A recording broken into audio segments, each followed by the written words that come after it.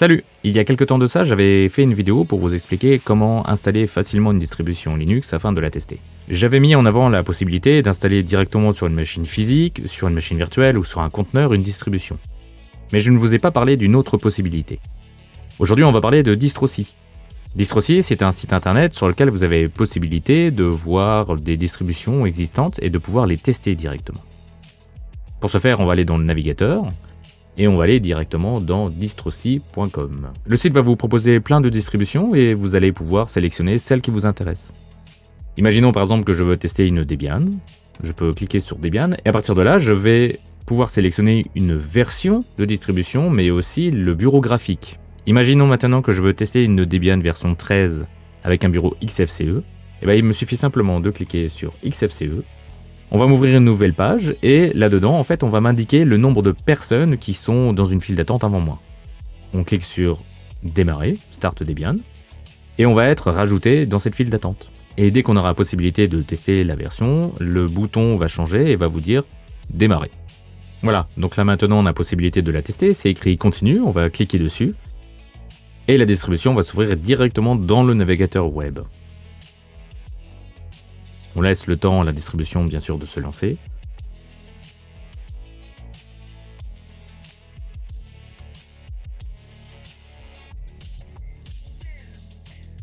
Voilà. Et donc là maintenant, la distribution est lancée, on va pouvoir la tester, on peut regarder à quoi elle ressemble, on peut ouvrir les menus, on peut ouvrir un navigateur, un terminal.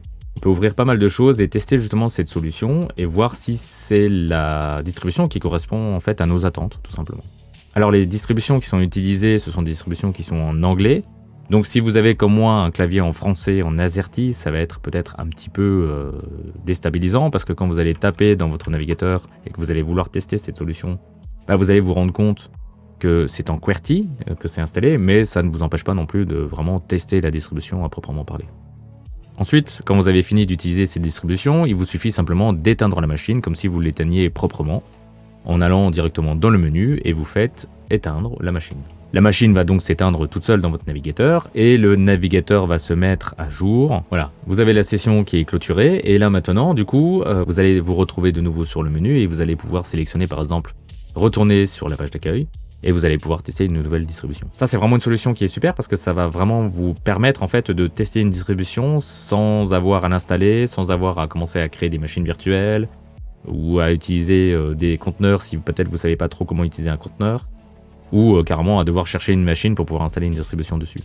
Vous allez juste utiliser votre navigateur, rentrer dans une file d'attente, sélectionner votre distribution, la tester et puis voir si elle correspond à vos besoins. Cette vidéo se finit déjà, c'était une petite vidéo vraiment plus pour les débutants pour pouvoir tester des distributions, j'espère qu'elle vous sera utile, et je vous dis à bientôt sur la chaîne de Citoyen Numérique.